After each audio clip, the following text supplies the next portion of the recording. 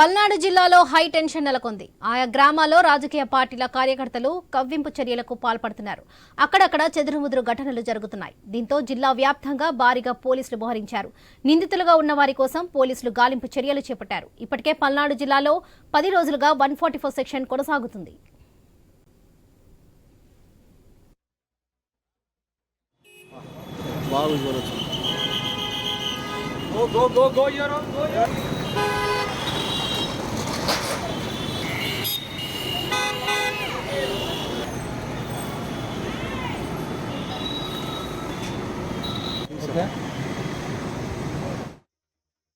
పల్నాడు జిల్లాలో high tension నెలకొంది. ఆయా గ్రామాల్లో రాజకీయ పార్టీల కార్యకర్తలు కవ్వింపు చర్యలకు పాల్పడుతున్నారు. అక్కడక్కడ చెదురుముదురు ఘటనలు జరుగుతున్నాయి. దీంతో జిల్లా వ్యాప్తంగా భారీగా పోలీసులు మోహరించారు. నిందితులుగా ఉన్న వారి కోసం పోలీసులు గాలింపు చర్యలు చేపట్టారు. ఇప్పటికే పల్నాడు జిల్లాలో 10 రోజులుగా 144 సెక్షన్ కొనసాగుతుంది. ఇక పల్నాడు జిల్లాకు సంబంధించి మరిన్ని అప్డేట్స్ మా ప్రతినిధి సాంబశివరావు అందిస్తారు. సాంబశివరావు, చెప్పండి.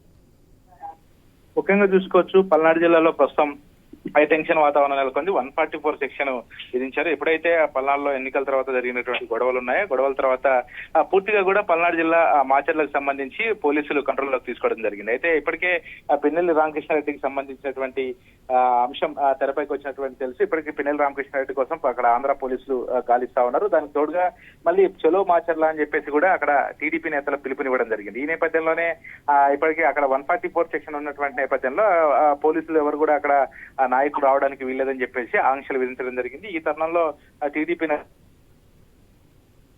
పరిస్థితి అయితే నెలకొందని చెప్పుకోవచ్చు. అయితే ఎప్పుడైతే ఎన్నికలు జరిగిన తర్వాత అక్కడ జరిగినటువంటి విధ్వంసకాండ ఏదైతుందో అప్పటి నుంచి పూర్తి స్థాయిలో కూడా మాచర్ల నుంచి ఎక్కువగా పోలీస్ ఫోర్స్ కంట్రోల్లో పెట్టుకోవడం, ఆ తర్వాత ఈ ఒక్కొక్కటిగా పిన్నెల్లి రామకృష్ణారెడ్డికి సంబంధించినటువంటి అంశాలు కూడా బయటికి రావడం, ఇవన్నీ ప్రధానంగా అక్కడ హై టెన్షన్ వాతావరణాన్ని నెలకొల్లేలా చేసిందని చెప్పుకోవచ్చు. మొత్తంగా ఇప్పుడు ఎన్నికలు జరిగే వరకు, ఎందుకంటే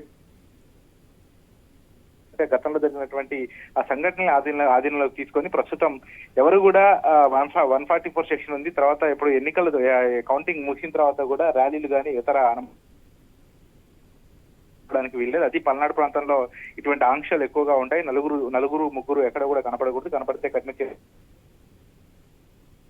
తీవ్ర స్థాయిలో కూడా అందరికీ హెచ్చరికలు జారీ చేయడం, దానికి తోడుగా పోలీసులు కూడా ఎవరు లీవులు పెట్టద్దు, ఖచ్చితంగా ఈ 4 రోజులు లీవులు పెడితే మాత్రం సస్పెండ్ చేస్తామంటూ కూడా ఎస్పీ కూడా తీవ్రంగా హెచ్చరికలు జారీ చేయడం జరిగింది పోలీసు అధికారులకి. అయితే ప్రస్తుతం అయితే పల్నాడు ప్రాంతం అంతా కూడా పోలీసుల వలయంలోనే ఉందని చెప్పుకోవాలి. ఎందుకంటే అక్కడ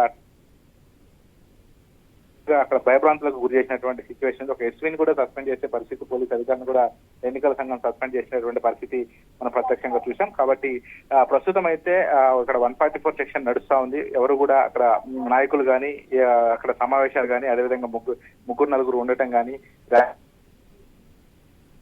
ఉంటామని చెప్తున్నారు. మరి పిన్నెల్లి రామకృష్ణారెడ్డి కోసం ఇప్పటికే పోలీసులు గాలింపు చర్యలు చేపడుతున్నటువంటి నేపథ్యంలో ఒకవేళ పిన్నెల్లి రామకృష్ణారెడ్డిని అరెస్ట్ చేసిన తర్వాత అక్కడ లా అండ్ ఆర్డర్ ఇష్యూ కూడా వచ్చే అవకాశం ఉంది. కాబట్టి వాటిని కూడా పరిగణలోకి తీసుకొని ఇంకా అక్కడ కట్టుదిట్టమైనటువంటి భద్రతా ఏర్పాట్లు చేసిన పరిస్థితి అయితే నెలకొందని చెప్పుకోవచ్చు.